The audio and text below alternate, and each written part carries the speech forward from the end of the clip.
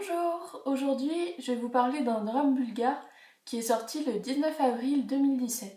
Il a été réalisé par Kristina Grozeva et Petar Valchanov. Il s'agit de Glory. Железничар бил на обичайния си обход, когато се натъкнал на невероятна гледка. Релсите и земята около тях.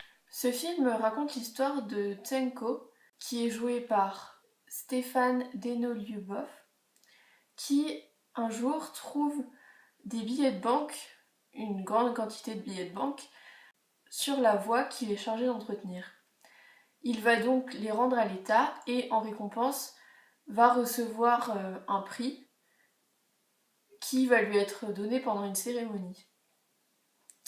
Or, ce prix est une montre qui remplace sa montre de famille, mais elle ne marche pas. Il va donc tenter de récupérer sa montre à lui, qui lui a été prise pendant la cérémonie. Mais il va devoir pour cela mener un combat contre le ministère des Transports et son service des relations publiques qui est dirigé par Julia Stekova, qui est jouée par Margita Grosheva.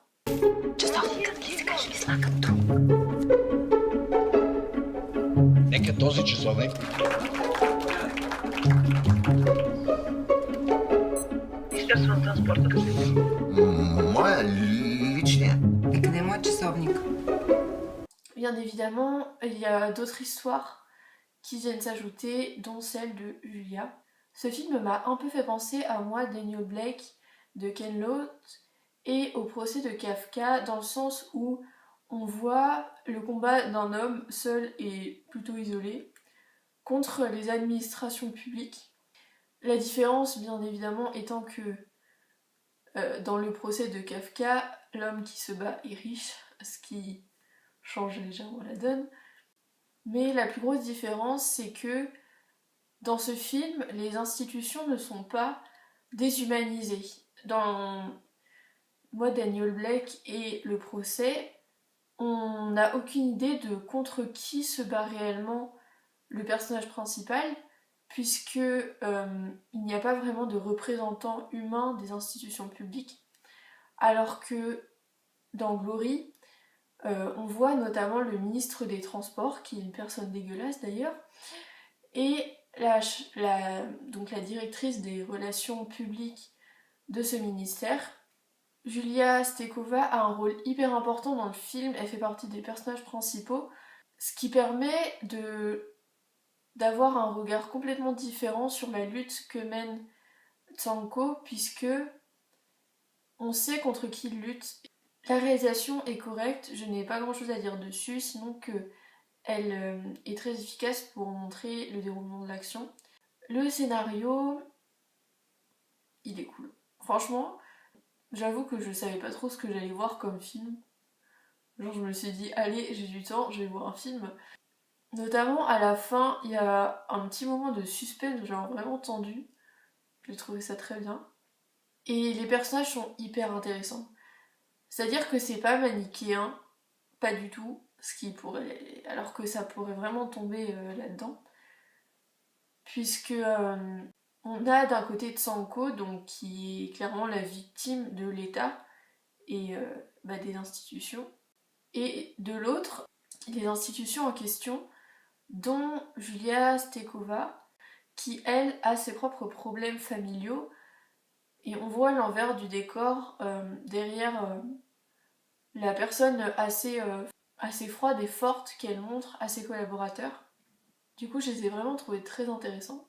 J'avoue que je l'ai vu en VO sous-titré. Et clairement, le bulgare, c'est pas forcément une langue que j'ai beaucoup aimée. Enfin, au niveau des sonorités, etc. Ce qui est je trouve ça un peu dommage, mais... Enfin, dommage pour moi parce que du coup, j'ai pas apprécié les voix des personnages. C'est un très bon drame. J'ai bien aimé, franchement, ce film. Il est vraiment efficace, il va droit au but. Donc, Stanko travaille pour le ministère des Transports puisqu'il est cheminot et qu'il s'occupe de l'entretien d'une voie ferrée. Au moment où il rencontre le ministre des Transports, qui, je ne sais plus comment il s'appelle, il a un nom trop compliqué, va donc lui parler de la situation, de sa situation à lui en tant que cheminot, puisque son salaire est quand même de quelque chose en 300 € par mois, ce qui est misérable bien évidemment.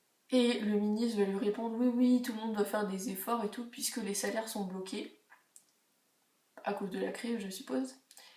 Mais il va également, Tsanko va également parler au ministre du siphonnage du fuel qui appartient à l'État par des personnes qui, on sait pas trop qui elles sont en fait, mais tout ce qu'on sait c'est qu'il y a des hauts personnages de l'État qui sont impliqués dans cette affaire, et Tsanko va rencontrer par la suite un journaliste qui, je sais plus comment il s'appelle non plus, qui va écouter son témoignage par rapport à l'histoire de la montre, qui donc ne fonctionne pas. Тя ми взе славата и ми върна фалшивата.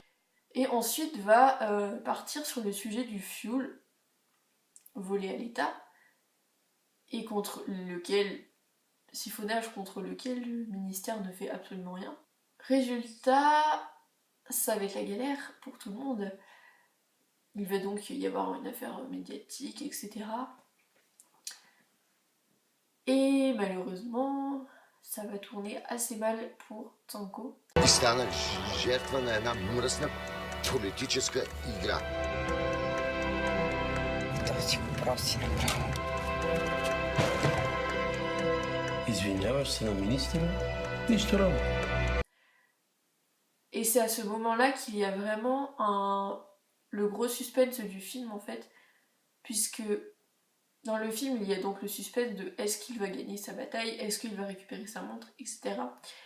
Et le deuxième moment de suspense, c'est vraiment est-ce que Tsanko va être puni pour avoir dit la vérité par rapport à ce trafic de fuel. Искам адвокатите да му се обадят да го съдим за клевета. Кой ще спечели от това, че няма да се каже истина? Пак те ще спечелят. Et il y a vraiment, tout à la fin du film, un moment vraiment flippant qui est vraiment bien fait, je trouve. Je vous conseille ce film, franchement. Mais moi, je l'ai vu en dernière semaine, du coup, je sais pas s'il va passer encore très longtemps. C'est la première fois que je vois un film bulgare, et c'était cool, franchement, j'ai bien aimé. 8 часа 30 минути и 0 секунди. D'où le titre du film, en fait, puisque Glory est en fait la marque ou le modèle de sa montre. Clairement, c'est pas non plus le film du siècle, mais j'ai passé un très bon moment. Donc, je vous conseille ce film. J'espère que vous avez aimé cette vidéo. Et au revoir! Имаше ли някакъв момент на колебание, преди да се обадите в полицията? Не се колебах.